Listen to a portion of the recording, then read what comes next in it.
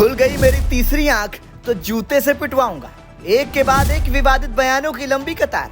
आखिर क्यों लगातार विवादों में बने हैं बीजेपी नेता संगीत सोम। उत्तर प्रदेश के सरधना से बीजेपी के विधायक रहे संगीत सोम लगातार विवादों में बने हुए हैं। बीते दिनों एक अधिकारी को धमकाने का ऑडियो वायरल होने के बाद अब संगीत सोम का एक और विवादित वीडियो सामने आया है। इस वीडियो में वह यह कहते हुए नजर आ रहे हैं, कुछ दिनों पहले वायरल ऑडियो में उनकी आवाज है और अभी फोन पर तो कम धमकाया है, लेकिन अगर ठीक से काम नहीं करेंगे तो पब्लिक के जूतों से पिटवाऊंगा। दरअसल गन्ना समिति के चुनाव को लेकर संगीत सोम ने कोऑपरेटिव एआर दीपक थरेजा को फोन पर धमकाया था, जिसका ऑडियो वायरल हो गया था। संगीत सोम ने एआर अधिकारी से कहा था, मैं जो कहना चाह रहा हूँ सुन लीजिए। क्या कहना चाह रहे हैं, बोलिए सर। अगर जरा सी गड़बड़ हुई तो दिमाग ठीक कर दूंगा।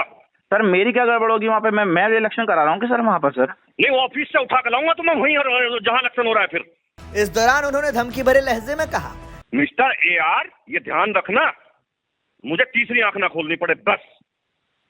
और तुम्हें पता है मेरे बारे में, मैं नहीं सुनता तो फिर कहीं नहीं सुनूंगा किसी की भी। 2022 के चुनाव हारने के बाद से विवादों में संगीत सोम। आपको बता दें कि संगीत सोम को धमकाने वाले ऑडियो को सपा प्रमुख अखिलेश यादव ने सोशल मीडिया पर पोस्ट करके बीजेपी पर निशाना साधा था। दरअसल मुरादाबाद में अखिल भारतीय क्षत्रिय महासभा के एक कार्यक्रम में बोलते हुए संगीत सोम ने स्वीकार किया कि ऑडियो में उनकी ही आवाज है। उन्होंने कहा, आपका बड़ा वायरल हो रहा है वो वीडियो कि आपने एक अधिकारी को धमकाया। दूसरा नेता होता क्या कहता, नहीं मेरा वीडियो ही नहीं है, वो मेरी आवाज ही नहीं है। मुझसे अभी पत्रकार बंधु पूछ रहे थे कि आपने धमकाया। मैंने कहा हाँ, मैंने ही धमकाया। क्यों धमकाया? मैंने कहा कम धमकाया। अगर सही से काम नहीं करेंगे, कानून का पालन नहीं करेंगे तो पब्लिक के जूतों से भी पिटवाऊंगा। अभी तो ये काम नहीं होगा। दरअसल मेरठ जिले की 6 समितियों में सहकारी गन्ना विकास समिति में डेलीगेट चुनाव चल रहे हैं। गन्ना समिति चुनाव के लिए बीते गुरुवार को नामांकन दाखिल करने की प्रक्रिया शुरू हुई और शुक्रवार में नामांकन की जांच प्रक्रिया के दौरान कुछ नामांकन पत्र खारिज कर दिए गए थे। इसमें संगीत सिंह सोम के 2 करीबियों के भी पर्चे खारिज कर दिए गए थे, जिसे लेकर उन्होंने कोऑपरेटिव के एआर दीपक थरेजा को धमकाया था।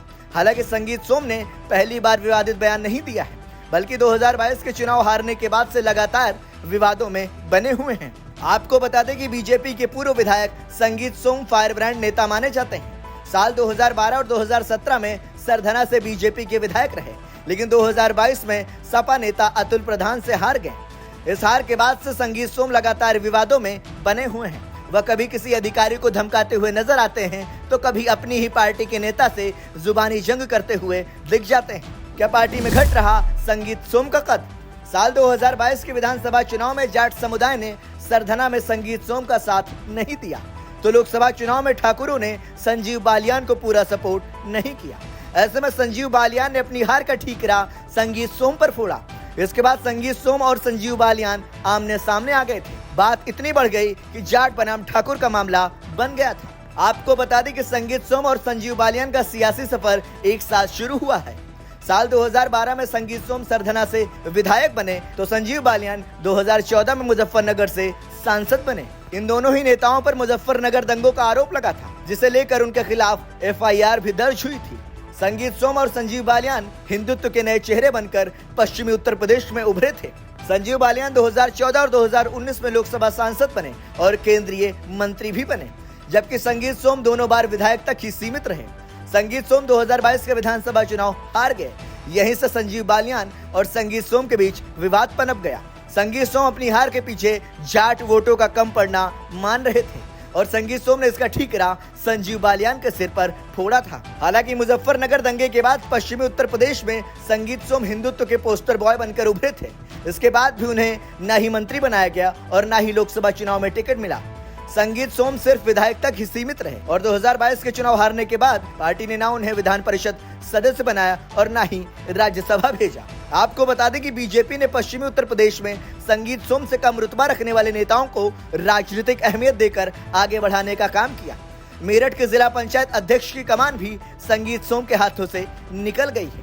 वहीं अब गन्ना समिति और कोऑपरेटिव पर भी उनकी पकड़ कमजोर होती जा रही है, जिसको लेकर अब लगातार संगीत सोम विवादित बयान देते नजर आ रहे हैं। ब्यूरो रिपोर्ट, संदेश वाहक।